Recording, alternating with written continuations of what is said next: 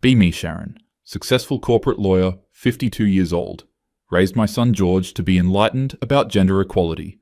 Always made sure he understood male privilege from early age. When he was little, constantly corrected his behavior when he showed typical toxic masculine traits. Rough play? Shut that down immediately.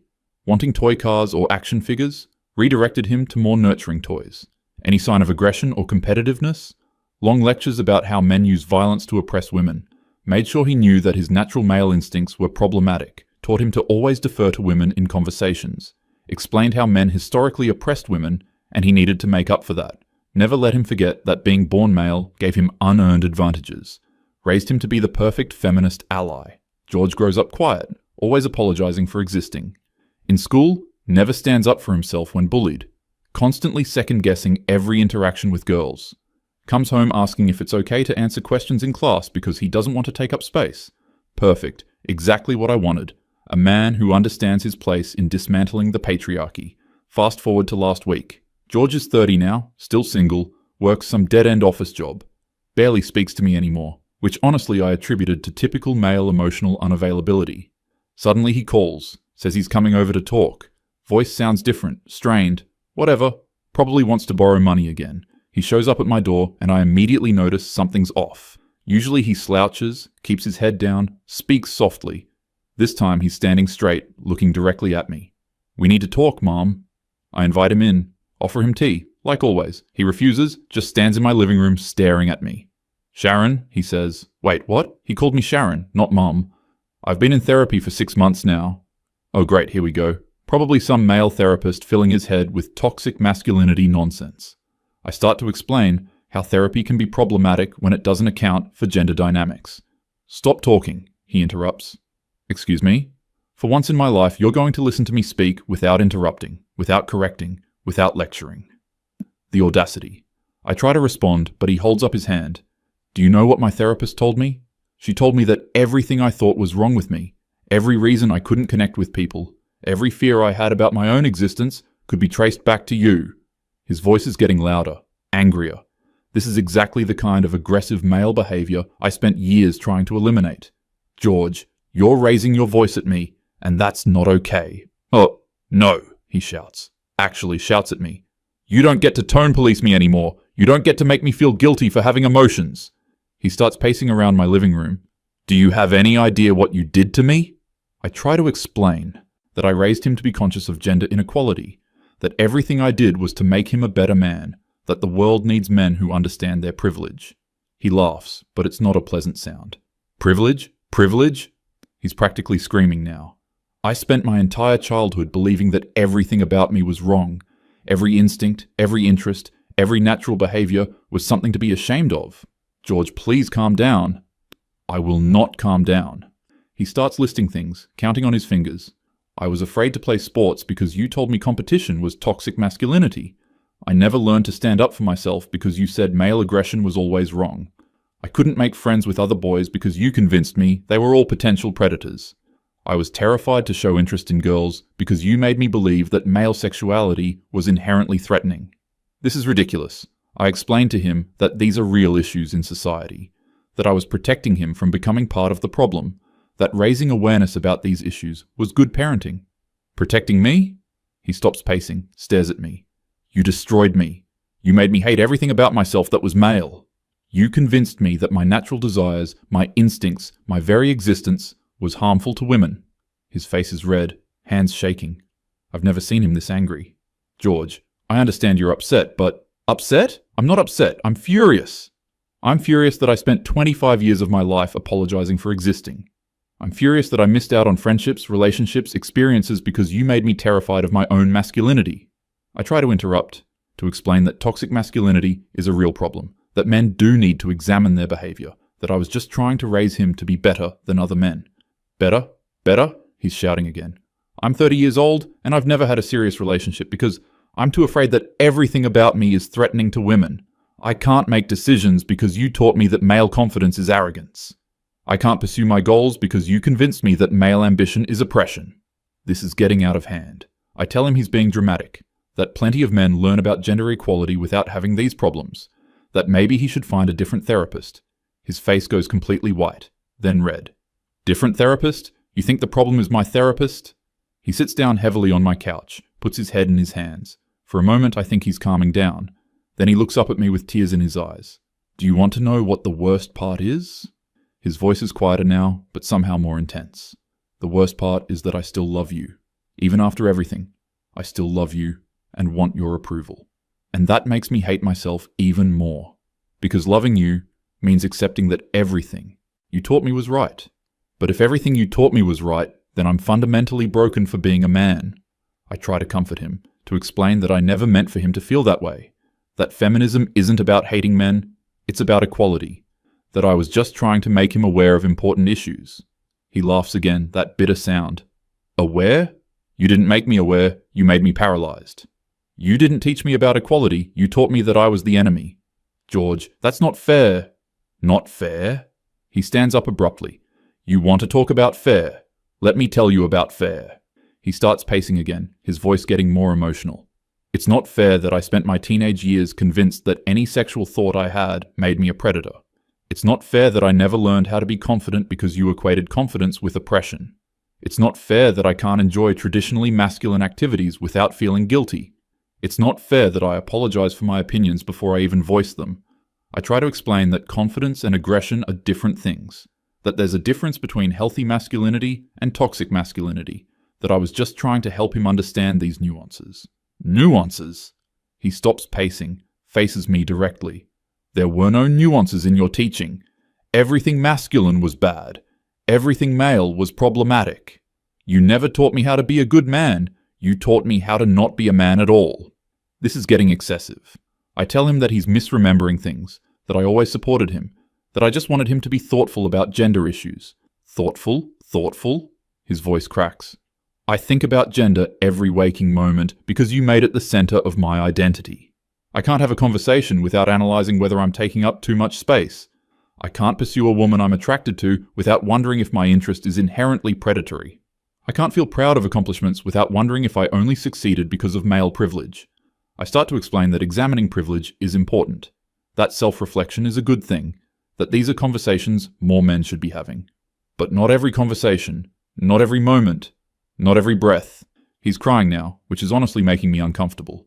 You made gender the lens through which I see everything, and it's killing me. I try to approach him, to offer comfort.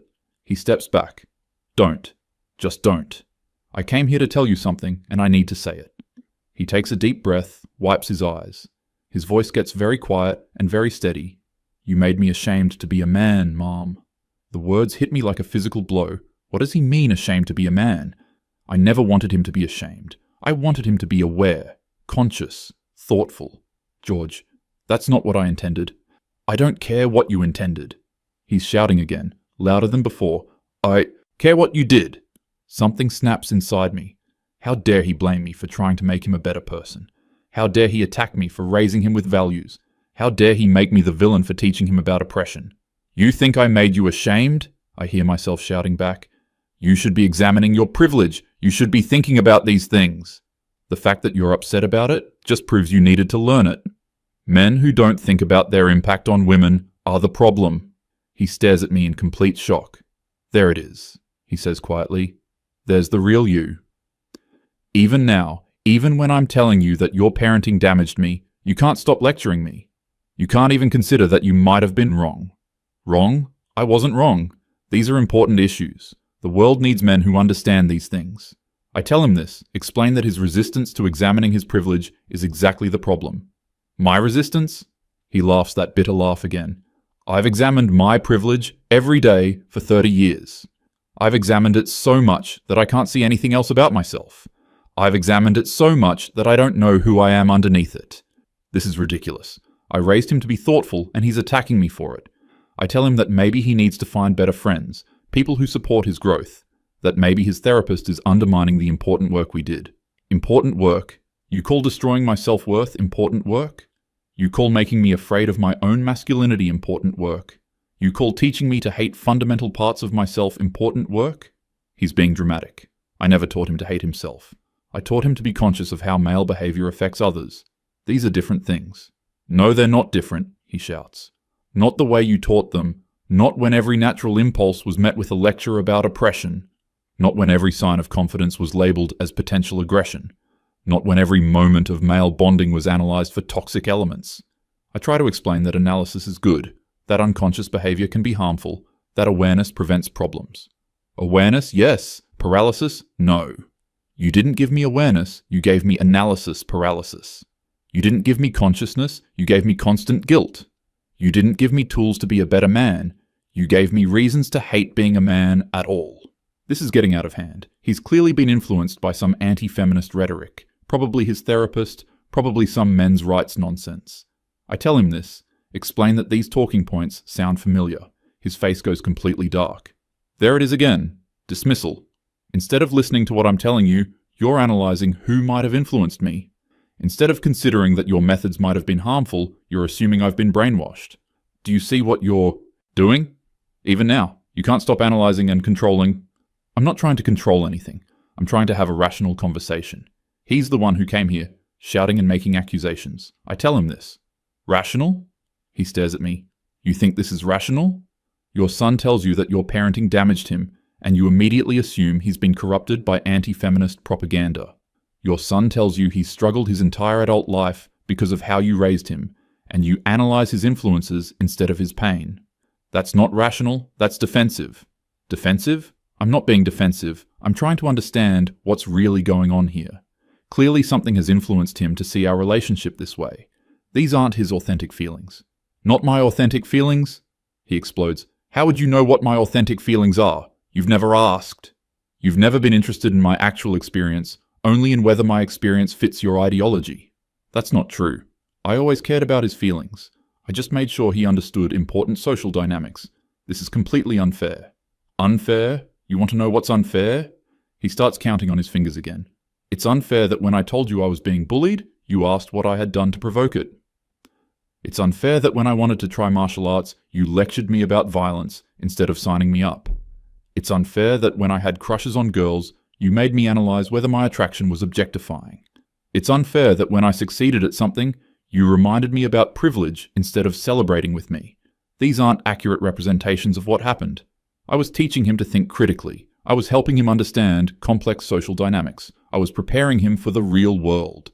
The real world? The real world? The real world is where I can't function because you taught me to second-guess every instinct. The real world is where I'm alone at 30 because I'm too afraid of my own masculinity to pursue relationships. The real world is where I watch other men live confidently while I analyze every breath for signs of toxicity. Maybe he needs to work on his confidence. Maybe therapy can help him find better balance. I suggest this. He stares at me for a long moment. You still don't get it. After everything I've told you, you still think the problem is with me. You still think I need to be fixed rather than considering that you broke me. Broke him? That's dramatic. No one is broken. Everyone has challenges to work through. I explain this. Challenges to work through? He's screaming again. I'm not working through challenges. I'm trying to rebuild an identity that you systematically destroyed. I'm not overcoming obstacles. I'm trying to learn how to be human after 30 years of believing my humanity was harmful.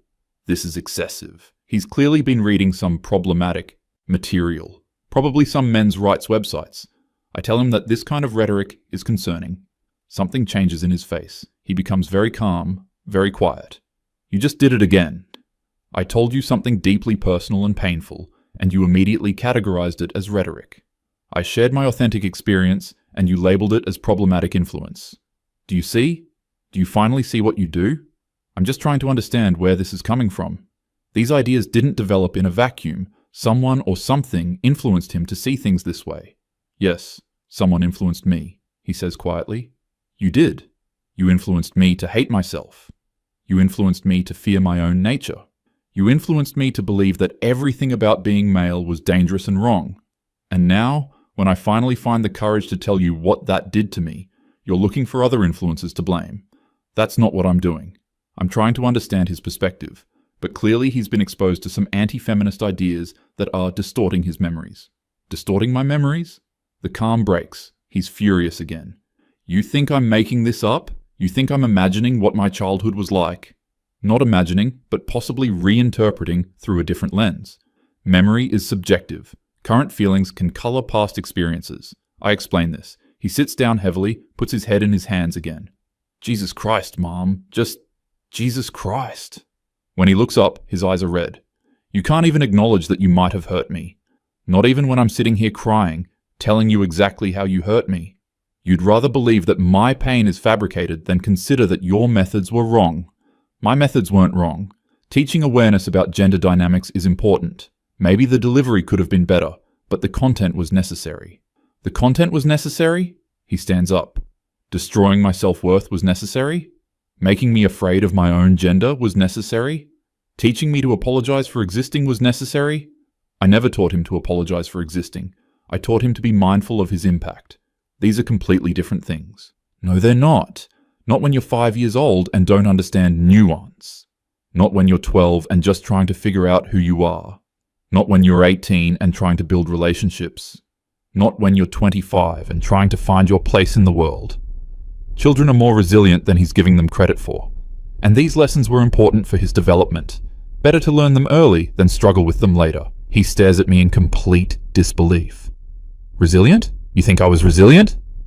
Do you want to know what resilience looked like in your house? Resilience was learning to hide any sign of natural boyhood because it would trigger a lecture. Resilience was pretending to agree with your analysis of every interaction so you wouldn't escalate. Resilience was swallowing my own personality so completely that I forgot I had one. That's not resilience, that's compliance. And compliance isn't what I was looking for. I wanted engagement, discussion, growth.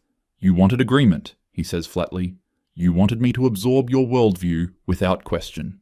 Anytime I showed resistance or confusion, you doubled down on the lectures. Anytime I expressed different thoughts, you analyzed them for problematic elements. You didn't want discussion, you wanted conversion. This is unfair. We had many discussions over the years. I always encouraged him to think critically. Critically about everyone else, never about you. I could analyze anyone's behavior for toxic elements, but I was never allowed to question your methods. I could critique any aspect of masculinity, but I wasn't allowed to defend any aspect of it. You called it critical thinking, but it only went in one direction. Critical thinking means examining all perspectives, including challenging his own assumptions, including understanding his privileges. My privileges? He laughs bitterly. What privileges did I have in your house? The privilege of being lectured about male violence every time I played too roughly? The privilege of having my interests analyzed for misogynistic elements? The privilege of learning that my natural instincts were inherently harmful? Male privilege exists whether he experienced it at home or not. These are broader social dynamics. I was preparing him to understand his place in those systems. His place in those systems, he repeats. Do you hear yourself? You determined my place before I had a chance to find it myself. You decided who I was going to be in the world before I knew who I was as a person. I was giving him tools to navigate complex social realities, tools that many men never develop, tools that would make him a better partner, friend, colleague. Tools? These weren't tools, they were shackles. Tools help you build things, shackles keep you from moving. You didn't give me the ability to navigate social realities, you made me afraid to participate in them. Fear isn't necessarily bad. Healthy fear prevents harmful behavior. Some caution around gender dynamics is appropriate. He stops moving, stops talking, just stares at me. Healthy fear, he repeats quietly. You think the fear you instilled in me was healthy. Caution around potentially harmful behavior is always healthy. Awareness of impact on others is always good. These are basic social skills. Basic social skills, he says, still quiet. Is it a basic social skill to be afraid to speak in meetings because you might be taking up too much space? Is it a basic social skill to apologize before stating any opinion? Is it a basic social skill to analyze every interaction for signs that you're being oppressive? Because those are the skills you taught me. Self-awareness is important. Considering impact on others is important. These are signs of emotional intelligence. No, they're signs of trauma. The quiet breaks again. They're signs of someone who was taught that their natural state is harmful. They're signs of someone who learned to fear their own instincts. They're signs of someone who was systematically taught to distrust everything about themselves. This is getting nowhere. He's clearly committed to this victimization narrative, probably reinforced by his therapist or some online community. I tell him that this conversation isn't productive. Victimization narrative? His voice gets very dangerous. You think this is a narrative? You think I'm making up being damaged by your parenting? Not making up, but possibly exaggerating. possibly influenced by current therapeutic trends that blame parents for adult problems. Personal responsibility matters too. Personal responsibility, he says. Right, it's my responsibility to get over the damage you caused. It's my responsibility to rebuild what you tore down. It's my responsibility to fix what you broke. But it's not your responsibility to acknowledge that you broke it in the first place. Parenting involves difficult choices. No parent is perfect. But the intention was always to help him grow. The intention, he repeats. Well, let me tell you about the impact. The impact is that I'm 30 years old and I've never been in love because I'm afraid that any romantic pursuit is predatory. The impact is that I can't pursue my career goals because I see ambition as oppression. The impact is that I have no close male friendships because I was taught to see masculinity as inherently toxic. The impact is that I hate fundamental parts of who I am. These sound like problems that therapy can address. Personal growth is always possible. Maybe he needs a different therapeutic approach. He starts laughing, not the bitter laugh from before.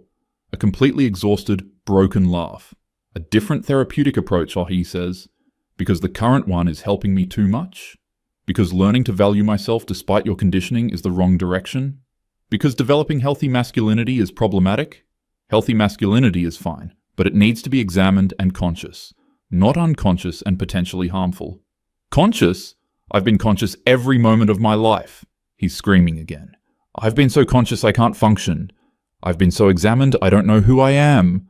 I've been so aware I'm afraid to exist. This level of emotion isn't healthy. This kind of anger toward women is exactly the problem. This is why examining masculinity is so important. He stops screaming, goes completely silent, stares at me with an expression I've never seen before. Anger toward women, he says very quietly. I'm angry at you, my mother, who damaged me. And you immediately categorize that as anger toward women. You can't even separate your identity as a woman from your identity as my mother who hurt me. Personal attacks on me are attacks on women. This kind of blame toward mothers is a common pattern, especially when influenced by anti-feminist rhetoric. Personal attacks, he says. Telling you how your parenting affected me is a personal attack. Sharing my pain with you is anti-feminist rhetoric. Asking you to take responsibility is an attack on women. Do you see how you do this? Do you see how you make everything about gender politics instead of about me? Gender politics affect everything. Personal relationships don't exist in a vacuum. These patterns are larger than individual families. These patterns are larger. He stops himself mid-shout, takes a deep breath. I can't do this anymore. You just proved everything I've been trying to tell you. I'm your son, telling you about my pain, and you're turning it into a gender studies lecture. I'm a human being asking for acknowledgement from my mother, and you're analyzing me as a representative of problematic masculinity. You can't see me as separate from your ideology. My views about gender aren't ideology. They're based on research, experience, and analysis. They're informed perspectives on real social problems. Informed perspectives, he says. Right. And my lived experience as your son is what? Uninformed? Invalid? Corrupted by anti-feminist influence? His perspective is valid but limited. One person's experience doesn't invalidate broader patterns. Individual feelings don't change structural realities. He nods slowly. My experience is valid but limited.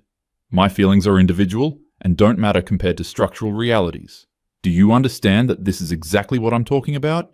You just dismissed my entire life experience as less important than your political beliefs. It's not about politics. It's about understanding how systems work.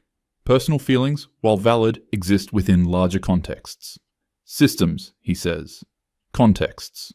Structures. Everything except me. Everything except your son who is standing here telling you that you hurt him. Hurt is subjective. Growth often involves discomfort. Learning about inequality is sometimes uncomfortable for those with privilege. Growth, he repeats. Learning. Right. You're still doing it. You're still teaching me instead of listening to me. I'm trying to help him understand.